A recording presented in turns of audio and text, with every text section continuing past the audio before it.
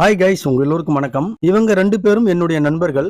நம்ம எல்லோருக்குமே நண்பர்கள் என்று இருந்தா எப்படி இருக்க வேண்டும் என்பதற்கு ஒரு நல்ல உதாரணமாக என்னுடைய நண்பர்கள் அனைவரையும் சொல்லலாம். என்னுடைய இத்தனை வருட வாழ்க்கையில அப்படி என்ன பெருசா சம்பாதித்தேன்னு கேட்டா நல்ல தரமான நண்பர்களை சம்பாதித்தேன் என்றுதான் நான் சொல்லுவேன். மத்தபடி காசு பணம் எல்லாம் ஒரு மனிதன் எளிமையான வாழ்க்கை வாழ்கிற அளவுக்கு சம்பாதிச்சிருக்கேன். நம்மில் பல பேர்களுடைய அம்மாக்கள் கடவுளுக்கு நிகரான வரம். நமக்கு வாய்க்கக்கூடிய மனைவிகள் கடவுள் தந்த வரம். ஆனால் நல்ல தரமான நண்பர்கள் அந்த கடவுளுக்கே கிடைக்காத வரம். ஜாதி, மதம், இனம், மொழி, நாடு, ஏழை, பணக்காரன் என்று எந்தவித ஒரு எதிர்பார்ப்பும் இல்லாமல் இரத்த உறவுகள் கிட்ட கூட சொல்ல முடியாத நமக்கு ஏற்படும் பல கஷ்டமான விஷயங்களாக இருந்தாலும் பல சந்தோஷமான நிகழ்வுகளாக இருந்தாலும் முழுசா மனசை விட்டு பேசக்கூடிய ஒரு அற்புதமான உறவுகள் தான் எல்லா நண்பர்களும். இவங்க 2 பேரும் ரொம்ப நாட்களுக்கு பிறகு கடந்த வாரம் 25/5/2025 அன்று என்னை பார்க்க வீட்டுக்கு வந்தாங்க.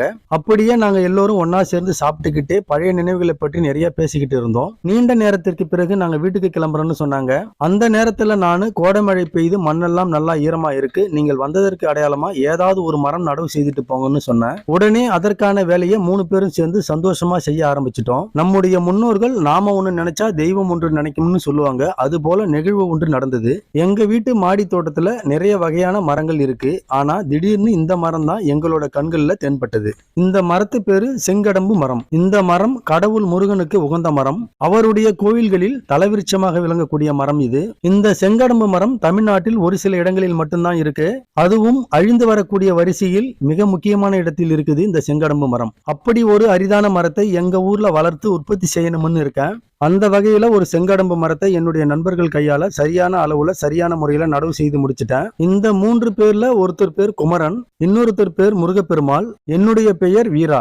ஆனா எனக்கு இன்னொரு பெயர் இருக்கு, அதுதான் சரவணன். இந்த 3 பெயர்களுமே கடவுள் முருகனோட பெயர்கள் தான். உண்மையாகவே நாங்க ஏதாவது ஒரு மரம் நடவு செய்யலாம்னு தான் நினைச்சோம். ஆனால் இந்த பதிவை பற்றி நான் எழுதும் போதுதான் எனக்கு ஒரு சிந்தனை தோணுச்சு. இந்த பிரபஞ்சத்தில் நடக்கும் எல்லா நிகழ்வுகளுக்கும் காரண காரியங்களும் பல்வேறு முடிச்சுகளும் இருக்கு.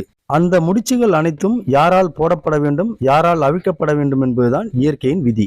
என்னை பொறுத்த வரைக்கும் எது எப்படியோ நடப்பவை எல்லாம் நன்மைக்கே. மீண்டும் அடுத்த பதிவுல வேற ஒரு மரத்தோட சந்திக்கலாம். தேங்க்யூ.